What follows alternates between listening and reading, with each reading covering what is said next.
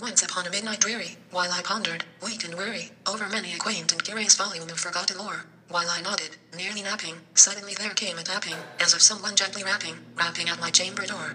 "'Tis some visitor," I muttered, tapping at my chamber door, only this and nothing more.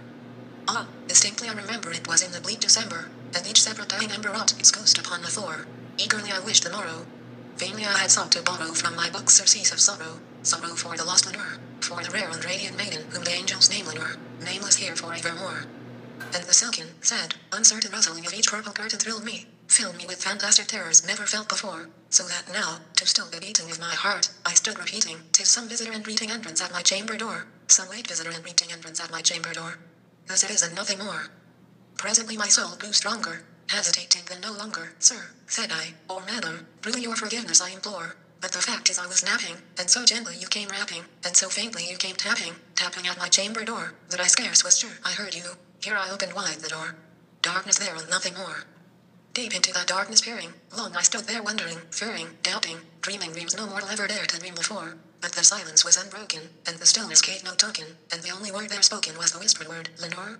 Thus I whispered, and an echo murmured back the word, "Lenore." Merely this and nothing more. Back into the chamber turning, all my soul within me burning, soon again I heard a tapping somewhat louder than before. "Surely," said I, "surely that is something at my window lattice. Let me see, then, what thereat is, and this mystery explore. Let my heart be still a moment and this mystery explore. 'Tis the wind and nothing more."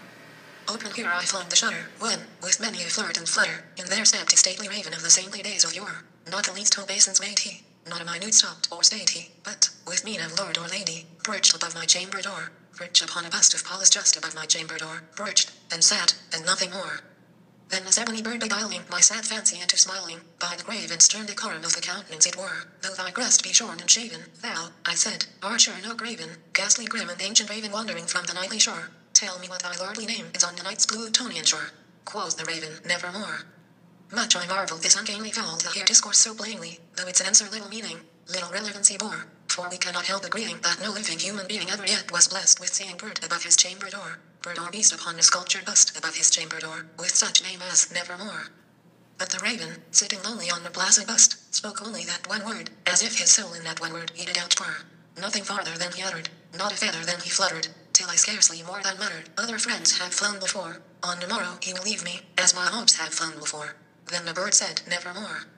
Startled at the stillness broken by reply so aptly spoken, "Doubtless," said I, "what it utters is its only stock on store caught from some unhappy master whom unmerciful disaster followed fast and followed faster till his songs one burden bore, till the dirges of his hope that melancholy burden bore of nevermore." But the raven still beguiling all my fancy into smiling, straight I wheeled a cushioned seat in front of bird, and bust and door, then, upon your velvet sinking, I betook myself to linking fancy unto fancy, thinking what this ominous bird of yore, what this grim, ungainly, ghastly, gaunt, and ominous bird of yore meant in croaking, "Nevermore." Thus I sat engaged in guessing, but no syllable expressing to the fowl whose fiery eyes now burned into my bosom's core. Thus and more I sat divining, with my head at ease reclining on the cushion's velvet lining that the lamplight gloated o'er, but whose velvet violet lining with the lamplight gloating o'er, she shall press, ah, nevermore.